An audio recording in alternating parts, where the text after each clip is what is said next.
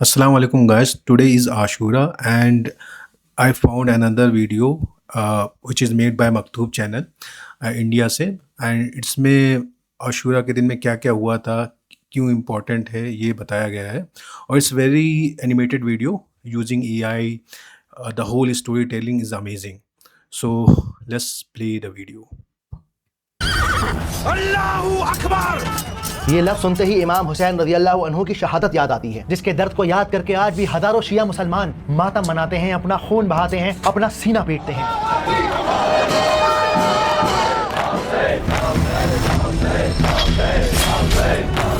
और दूसरी तरफ सुन्नी मुसलमान हैं जो इस महीने में रोज़े रखते हैं, इबादत करते हैं. हज़रत इमाम हुसैन रज़ियल्लाहु अन्हु की कुर्बानी को याद करके इस महीने को बड़ी सादगी के साथ गुजारते हैं. शिया और सुन्नी दोनों ही मुहर्रम के महीने को मनाते हैं, लेकिन दोनों का मुहर्रम मनाने का तरीक़ा बिल्कुल अलग है. इमाम हुसैन के नाम से ये मुहर्रम महकता है.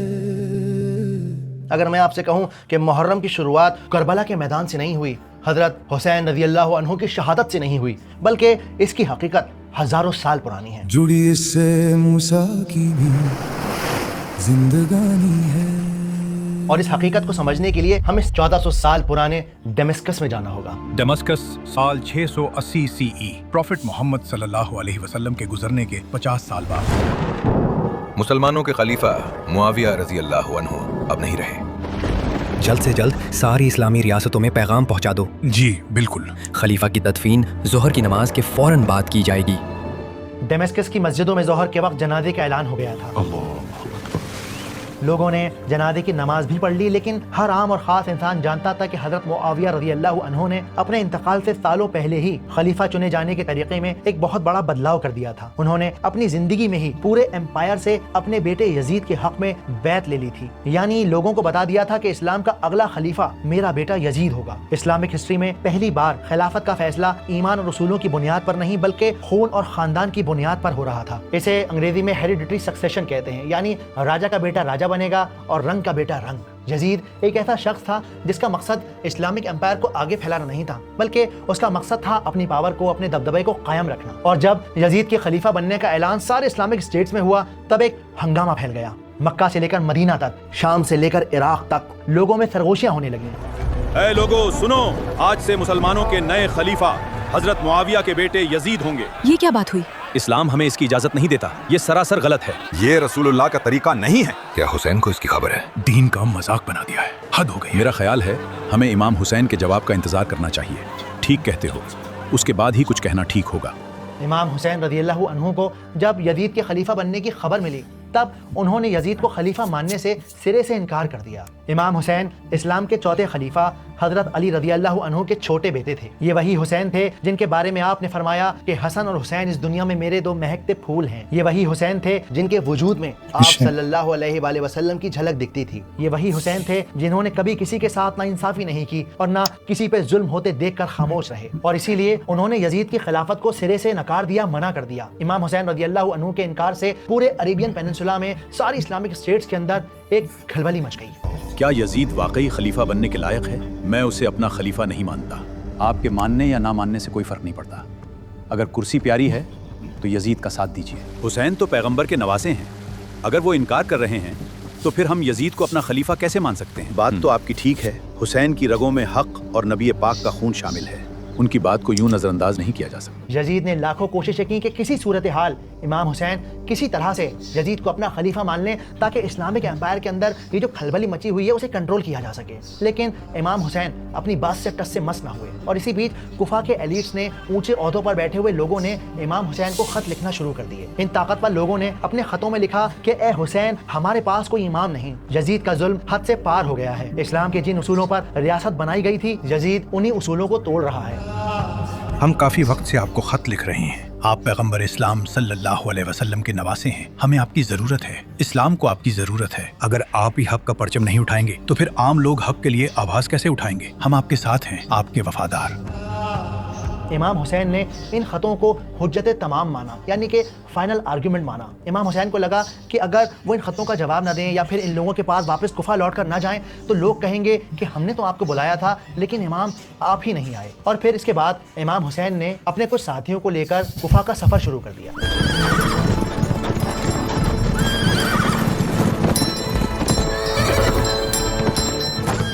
ادھر یزید کے حکم پر کوفہ کے گورنر عبید اللہ ابن زیاد نے پروپیگنڈا چلایا کہ حسین باغی ہو چکے ہیں اور مسلمانی حکومت کے لیے ایک فتنہ بن چکے ہیں۔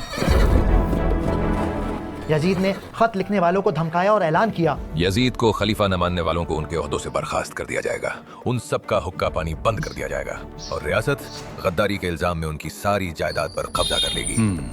یہ خط پڑھا آپ نے؟ مجھے یزید کے ہاتھوں گردن کٹانے کا شوق نہیں ہے، لیکن ہم امام حسین کو کیا جواب دیں گے؟ یہ ایک اہم سوال ہے۔ اللہ سے دعا کیجئے، وہ سب دیکھنے والا ہے۔ فی الحال آپ کوئی خط نہ لکھیے۔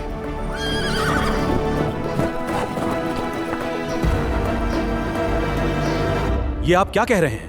ہم امام حسین کا راستہ روکیں، ان سے جنگ کریں، ان کا خون بہائیں؟ وہ رسول اللہ کے نواسے ہیں، شیر خدا علی کے بیٹے ہیں۔ یزید کا حکم یعنی ریاست کا حکم۔ جائیے امام کو کوفہ میں داخل ہونے سے روکیے، یا تو آپ ہمارے ساتھ ہیں یا ہمارے خلاف۔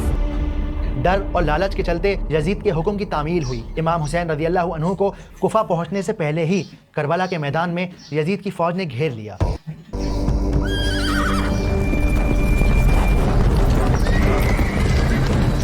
یہ اپنے آپ میں کتنا بڑا دھوکہ تھا کہ جو لوگ کل تک خط لکھ رہے تھے، امام حسین کو بلا رہے تھے، آج وہی لوگ یزید کی فوج میں تلواریں لے کر امام حسین رضی اللہ عنہ کے خلاف کھڑے تھے۔ یہ لوگ یزید کا ساتھ دے رہے تھے صرف اس ڈر سے کہ کہیں یزید انہیں بھی قتل نہ کر دے، کہیں ان سے ان کی پوزیشن، ان کی پاور کو نہ چھین لے۔ کتابوں میں یہ بات مینشن ہے کہ امام حسین رضی اللہ عنہ کے ساتھ تقریباً 72 مسلمان کھڑے تھے اور ان لوگوں کے سامنے یزید کی پوری فوج کھڑی ہوئی تھی۔ حالانکہ اس بات کی روایت ہمیں کتابوں میں کم ملتی ہے، بہت کم جگہ پہ یہ لکھا گیا ہے، لیکن میرے خیال میں اس بات میں کہنے میں کوئی حرج نہیں کہ اس دن شیر خدا کے بیٹے نے کلام پاک کو چوم کر بلند آواز میں کہا، اے مسلمانوں، میں ہوں امام حسین، اللہ کے رسول محمد صلی اللہ علیہ وآلہ وسلم کا نواسا، فاطمہ بنت محمد کا بیٹا۔ اے تلواروں، اگر میرے خون سے اسلام زندہ رہ سکتا ہے تو آؤ مجھے اپنی آغوش میں لے لو۔ روکو ان سب کو، یہ ریاست کے دشمن ہیں، خلیفہ کے نافرمان ہیں، چلو آگے بڑھو۔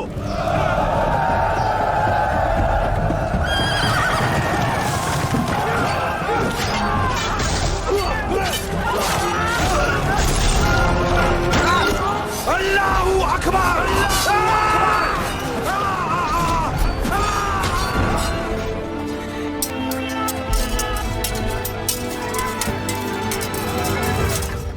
امام حسین رضی اللہ عنہ اپنی آخری سانس تک لڑتے رہے، لیکن یزید کی فوج نے انہیں اور ان کے ساتھیوں کو شہید کر دیا۔ اس جنگ میں کچھ گنے چنے لوگ ہی سروائیو کر پائے۔ کتابوں میں یہ بات تک مینشن ہے کہ یزید نے امام حسین رضی اللہ عنہ کو اور ان کے ساتھیوں کو پانی تک نہ دیا تھا اور پیاس کی تڑپتی ہوئی حالت میں آپ کو شہید کیا تھا۔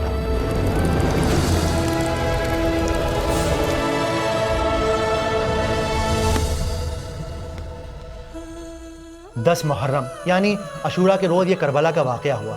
اس دن یزید کے ہاتھ میں کرسی اور طاقت تو آ گئی، لیکن اس کے باوجود بھی ہسٹری کے پنوں میں یزید کی پہچان ایک ظالم کے طور پر درج ہو گئی۔ امام حسین کے نام سے یہ محرم مہکتا ہے۔ خلیفہ یزید سلامت رہے، آپ کی عمر دراز ہو۔ کربلا ہو یا بحر احمر، خدا کا انصاف برحق ہے۔ دوسری طرف امام حسین رضی اللہ عنہ اپنی زندگی گنوا کر بھی سب کچھ گنوا گئے۔ حسین زندہ باد، حسین زندہ باد۔ اور اسی شہادت کو یاد کر کے 10 محرم کے روز نہ جانے کتنے سارے مسلمان ماتم مناتے ہیں، گلی گلی تعزیے نکالتے ہیں۔ چھوٹے چھوٹے بچے سے بھی آپ پوچھیں گے نا کہ بھائی محرم کیوں مناتے ہیں، تو ان میں سے زیادہ تر کا جواب ہوگا کہ اس دن امام حسین کو شہید کیا گیا تھا۔ کربلا سے آج تک حق کی یہ جنگ جاری۔ حضرت امام حسین رضی اللہ عنہ شہید ہو گئے اور اسی دن سے اسلامک خلافت ایک خاندانی بادشاہت میں بدل گئی، یعنی امیت ڈائنیسٹی میں بدل گئی۔ حضرت معاویہ رضی اللہ عنہ کے ذریعے لیا گیا ایک فیصلہ جہاں تقوی اور میرٹ کی بنیاد پر نہیں بلکہ خون کی بنیاد پر خلیفہ کو چنا گیا۔ بہت ساری کتابوں میں یہ بات بھی مینشن ہے کہ حضرت معاویہ رضی اللہ عنہ کے ذریعے لیا گیا یہ فیصلہ کہ خلافت ان کے بیٹے کو ملے، وہ اصل میں ایک بہت بڑے اسلامی فتنے کو روکنے کے لیے کیا گیا تھا۔ وجہ جو بھی رہی ہو، لیکن حقیقت یہ ہے کہ اسلامک ہسٹری کے اندر یہ ایک بہت بڑا موڑ تھا۔ ایک ایسا موڑ جس پر ہم نے کربلا کی شہادت دیکھی. حالانکہ بہت سارے لوگ یہ سمجھتے ہیں کہ محرم کی جو حرمت ہے وہ کربلا کی وجہ سے ہے, امام حسین رضی اللہ عنہ کی شہادت کی وجہ سے ہے. محرم اصل میں ہوتا کیا ہے, اس کو سمجھنے کے لیے ہمیں ہزاروں سال پہلے اس دور میں جانا ہوگا جب نہ انسان تھا نہ انسان کی پرچھائی, جب اللہ سبحانہ و تعالیٰ نے یہ زمین اور آسمان بنائے. اصل میں تب سے یہ مہینہ محرم اللہ سبحانہ و تعالیٰ کے نزدیک ہے. محرم کا لفظ نکلا ہے لفظ حرمت سے, جس کا مطلب ہوتا ہے سیکرڈ یعنی پاک مہینہ. اللہ سبحانہ و تعالیٰ نے قرآن مجید میں 4 مہینوں کو پاک مہینہ قرار دیا ہے. سب سے پہلے ہے ذوالقعدہ, ذوالحجہ, محرم اور رجب. یہ 4 مہینے اتنے پاک مہینے ہیں کہ عرب کے بدو ان مہینوں میں اپنی تلواریں میان میں رکھ دیتے تھے تاکہ لوگ بنا ڈر کے سفر کر سکیں, بزنس کر سکیں, عبادت کر سکیں. باقی اور مہینوں میں گناہ کرنے پر اور اچھائیاں کرنے پر اللہ سبحانہ و تعالیٰ کی طرف سے سزا بھی ملتی ہے اور ثواب بھی ملتا ہے. لیکن ان 4 مہینوں میں یوں سمجھیے کہ اللہ نے ایکسٹرا سیکیورٹی لگا رکھی ہے. اگر آپ غلطی کرتے ہیں تو اس غلطی کی سزا, اس غلطی کا گناہ بہت زیادہ بڑھ جاتا ہے, اور اگر آپ کوئی اچھا کام کرتے ہیں تو ان اچھے کاموں کا ثواب بھی بہت زیادہ بڑھ جاتا ہے. ہمارے پیارے نبی محمد صلی اللہ علیہ وآلہ وسلم اسے شہر اللہ یعنی اللہ کا مہینہ کہا ہے, اور ہمیں انفارم کیا ہے کہ رمضان کے بعد سب سے افضل روزے محرم کے نفلی روزے ہوتے ہیں. تو کیا بات سمجھ میں آئی کہ یہ مہینہ نہ کسی غم کی وجہ سے اور نہ ہی کسی خوشی کی وجہ سے پاک ہے, بلکہ یہ جب سے زمین اور آسمان اور کائنات کو بنایا گیا ہے اس دن سے اللہ سبحانہ و تعالیٰ نے ان مہینوں کو پاک قرار دے دیا ہے. اتنا پاک کہ اس دن 10 محرم کو مکہ میں قریش کعبہ پر نیا غلاف چڑھاتے اور مدینہ کے یہودی اس دن کا روزہ رکھتے.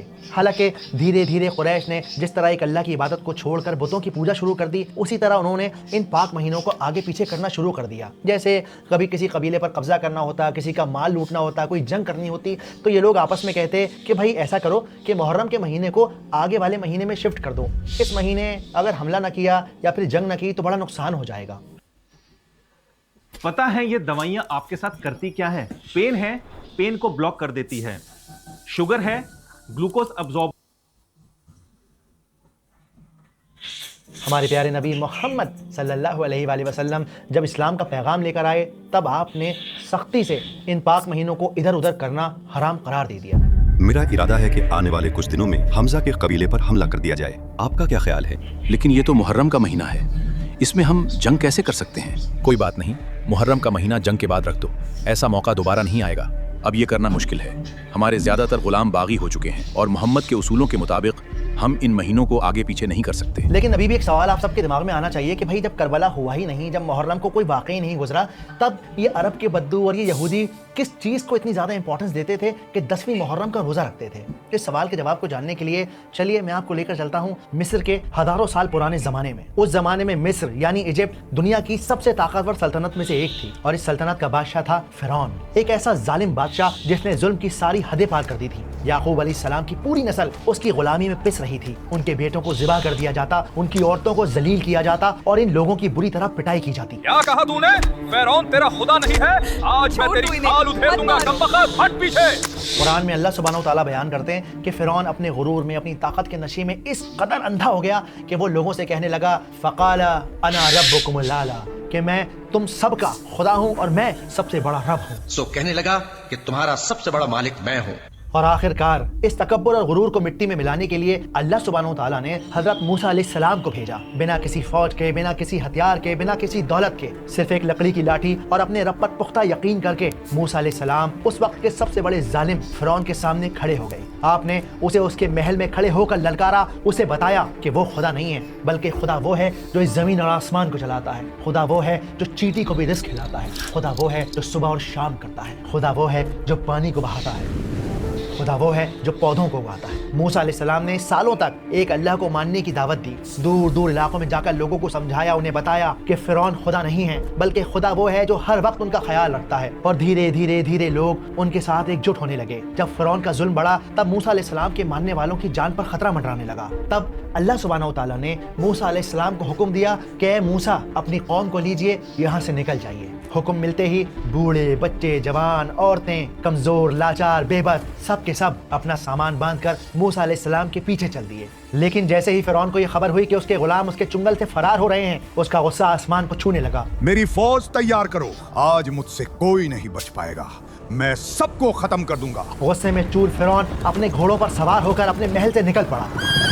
چیختے چلاتے گھوڑے، چابک کھاتے گھوڑے زمین پر بجلی کی رفتار سے دوڑ رہے تھے۔ ادھر موسیٰ علیہ السلام سمندر کے سامنے کھڑے سوچ رہے تھے کہ یہ اللہ کا کیا فیصلہ ہے۔ چیختا چلاتا سمندر، ٹھاٹے مارتا سمندر، اس سمندر کی لہریں موسیٰ علیہ السلام کے لوگوں کے جسم میں خوف بن کر دوڑ رہی تھیں، اور دوسری طرف دھول اڑاتی ہوئی فرعون کی ظالم فوج موت بن کر موسیٰ علیہ السلام کی قوم کی طرف بڑھ رہی تھی۔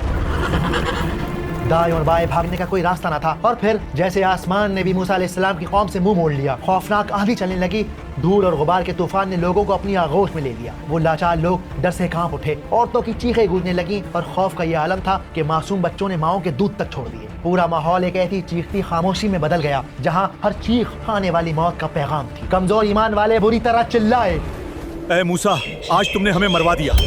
موسیٰ علیہ السلام لوگوں کی بات سن کر ذرا نہ گھبرائے، بلکہ آپ کے چہرے کے اوپر خوف کی ایک شکن تک نہ آئی۔ آپ نے مسکرا کر کہا، کلا انا معی ربی سیہدین، میرا رب میرے لیے راستہ ضرور نکالے گا۔ تو موسیٰ کے ساتھی کہنے لگے کہ ہم تو پکڑ لیے گئے۔ موسیٰ نے کہا، ہرگز نہیں، میرا پروردگار میرے ساتھ ہے، وہ مجھے راستہ بتائے گا۔ اس وقت ہم نے موسیٰ کی طرف وہی بھیجی کہ اپنی لاٹھی سمندر پر مارو۔ جیسے ہی وہ لاٹھی پانی پر پڑی، پانی دو ٹکڑے ہو گیا۔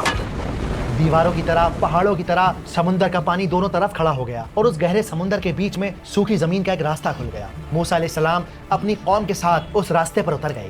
موسیٰ علیہ السلام کو دیکھ فرعون بھی اپنی فوج کے ساتھ اسی سمندر والے راستے پر اتر پڑا، اور جب فرعون ٹھیک بیچ میں تھا، اسی لمحے پانی نے فرعون کو، اس کی سلطنت کو، اس کے غرور کو اپنی آغوش میں لے لیا۔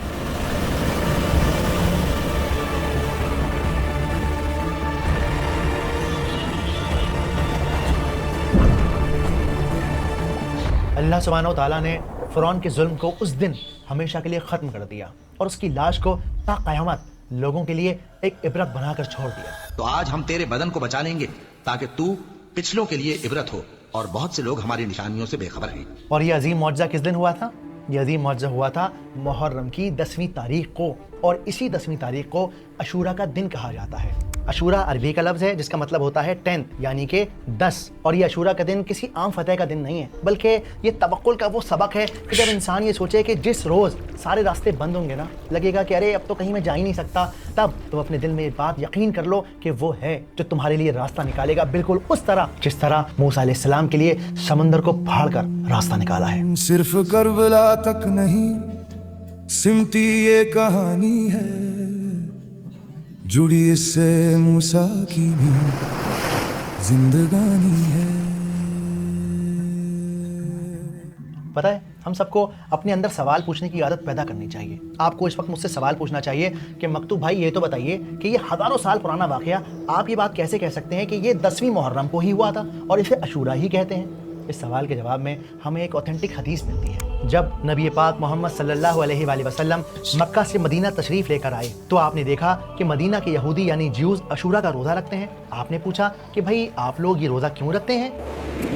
یہ بڑا دن ہے، اس دن اللہ نے موسیٰ علیہ السلام اور ان کی قوم کو بچایا اور فرعون کو سمندر میں ڈبا دیا، تو موسیٰ علیہ السلام نے شکرانے کا روزہ رکھا، اس لیے ہم بھی اس دن روزہ رکھتے ہیں۔ ان یہودیوں کا جواب سن کر آپ صلی اللہ علیہ وآلہ وسلم نے فرمایا کہ موسیٰ علیہ السلام پر تم سے زیادہ حق ہم مسلمانوں کا ہے، اور پھر آپ نے خود بھی روزہ رکھا اور باقی مسلمانوں کو بھی اس روزے کو رکھنے کا حکم دیا۔ اللہ کے رسول صلی اللہ علیہ وآلہ وسلم کی ہمیں ایک حدیث ملتی ہے جس میں آپ صلی اللہ علیہ وآلہ وسلم نے فرمایا کہ عاشورہ کے دن کا روزہ رکھو، کیونکہ اللہ عاشورہ کے روزے داروں کے 1 سال کے پچھلے گناہوں کو معاف کر دیتا ہے۔ اللہ کے رسول صلی اللہ علیہ وآلہ وسلم نے یہ فرمایا کہ اگلے سال میں 9 اور 10 یا پھر 10 اور 11 محرم کا روزہ رکھوں گا، لیکن اگلے سال محرم آنے سے پہلے ہی اللہ کے رسول صلی اللہ علیہ وآلہ وسلم اس دنیا سے پردہ فرما گئے۔ تو کوشش کیجئے 9، 10 اور 11 کو روزہ رکھیے، اپنے رب کا شکر ادا کیجئے، امام حسین رضی اللہ عنہ کی شہادت کو اپنے دل میں زندہ رکھیے۔